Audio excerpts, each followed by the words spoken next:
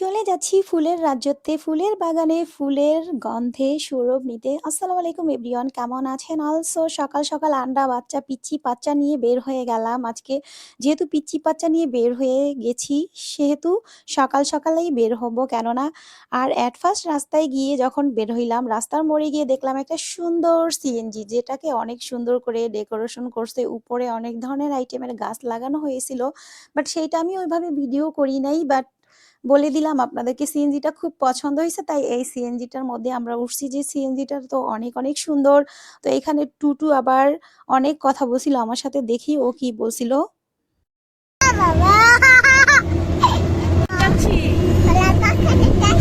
আপনারা যাবেন? চলেন সবাইকে নিয়ে যাই। আসসালামু আলাইকুম গাইস, কেমন আছেন? এই তো টুটুটা বসে আছে ভদ্র মতো, দেখি তো টুটু, এই যে দেখি। সো ওদের সাথে আমি কথা বললাম আর আপনাদের সবাইকে হাই হ্যালো বললো, তো শুনতেই পেলেন ও কি বললো। তো এরপর হচ্ছে গিয়ে সবাই মিলে অনেক বেশি কথা বলি, সবাই যে যার মতো কথা বলি। আর এই যে আমার বোনের দুইটা বেবি, ওরা ছোট থেকে আমাকে খুব লাইক করে, কেননা আমি তো বাচ্চাদের মতো ওদের সাথে বিহেভ করি।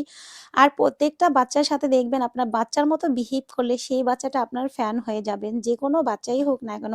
আর বাচ্চারা কিন্তু আদর বুঝে, বাচ্চারা কিন্তু বুঝে যে কে আমাকে আদর করে, কে আমাকে দেখতে পারে না, কে আমাকে ভালোবাসে না, সেটাও কিন্তু বাচ্চারা বুঝতে পারে। আমাদের নবীজি কিন্তু বাচ্চাদেরকে অনেক বেশি আদর করতেন, বাচ্চা আর বিড়ালকে সবচেয়ে বেশি আদর করতেন।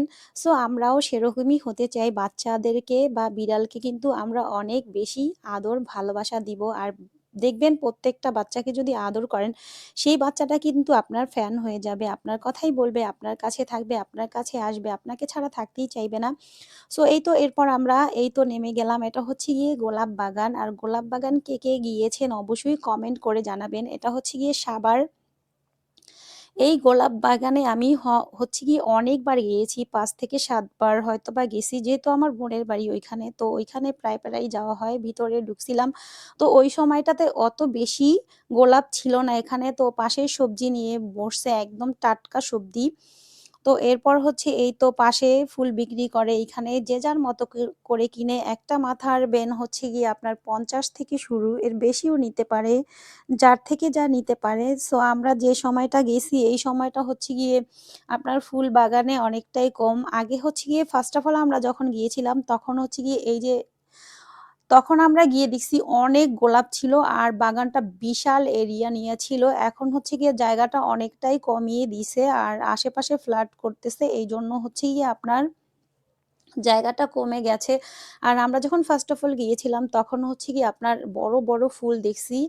আর তখন ফ্রিতে ভিতরে যাওয়া যাইতো, আপনি শুটের জন্য ভিতরে যাইতে পারতেন। বাট এখন শুট করতে ভিতরে যাইতে দেয় না। বাট এখন হয়তো বা পেমেন্ট করে যেতে হয়, কত নেয় জানা নাই, আমি ভিতরে যাই নাই। যেহেতু এর আগে আমরা অনেক ফটোশুট করছিলাম গিয়ে, তো তখন আমরা গিয়ে আর ওইভাবে ইয়া করি নাই, যেহেতু অনেকবার গেছি। সো ওইভাবে আর ভালো লাগে নাই, তো ওইভাবে শুটও করি নাই। তো এইখানে ওদের নিয়ে ঘুরতে গেছি, বাট ওরা এখান থেকে ফুল কিনবে। বললাম এইখানে অনেক ধরনের ফুল পাওয়া যায়, বিলিভ মি, এখানে আপনারা যত কালারের যত ফুল অনেক ধরনের পাওয়া যায়। এর আগের বার যখন গিয়েছিলাম তখন অনেক আইটেমের ফুল ছিল, বাট এইবার গিয়ে দেখলাম ফুল অনেক ধরনেরই কম এইখানে।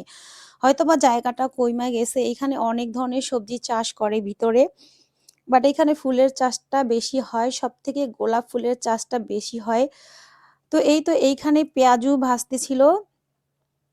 তো এইখানে হচ্ছে গিয়ে ভুতুনটা হচ্ছে গিয়ে ও খাবে, তো ওকে কিনে দেওয়া হয়েছে। তো এখানে দেখতেই পাচ্ছেন, আর আনসিজনে কিন্তু পদ্ম পাওয়াটা খুবই মুশকিল।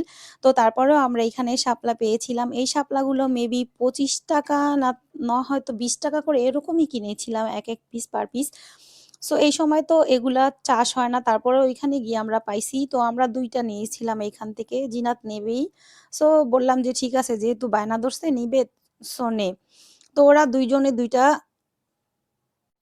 এই পিঙ্ক কালার শাপলাগুলো কিন্তু এখানে আনসিজনেও পাওয়া যায়, বাট সবসময় পাওয়া যায় কিনা জানি না। তো শীতের দিন ছিল আমরা গেছি, এখন তো শীত, এখন পেতে পারেন এখানে। এখানে 12 মাস হয়তো বা এই পিঙ্ক কালার শাপলাটা চাষ করে ওরা, তো 20 থেকে 15 টাকার মধ্যে এক পার পিস কিনেছিলাম ওদের জন্য। যেহেতু আনসিজন ওদের কাছেও ভালো লাগছে। সো আমিও ভাবলাম যে ঠিক আছে কিনতে চায় ওরা কিনুক।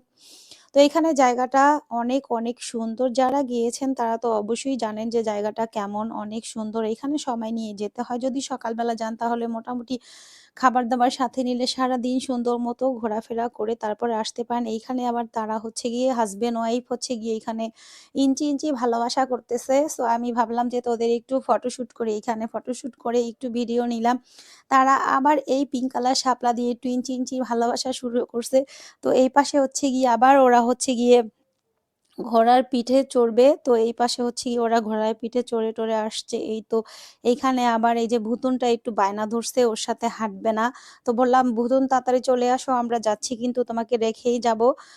তো এরপরে আমরা গিয়েছি হচ্ছে গিয়ে লেট হইছে আমাদের। তারপরও সারাদিন ঘুরে টুরে আসছি বাচ্চাদের নিয়ে। মানে খুব আনন্দ লাগছে। ওরাও খুব এনজয় করছে। ওদের বাচ্চাদের নিয়ে ঘুরলে কি হয়, ওদের ব্রেনটা একটু শার্প হয়, ওদের ভালো লাগে।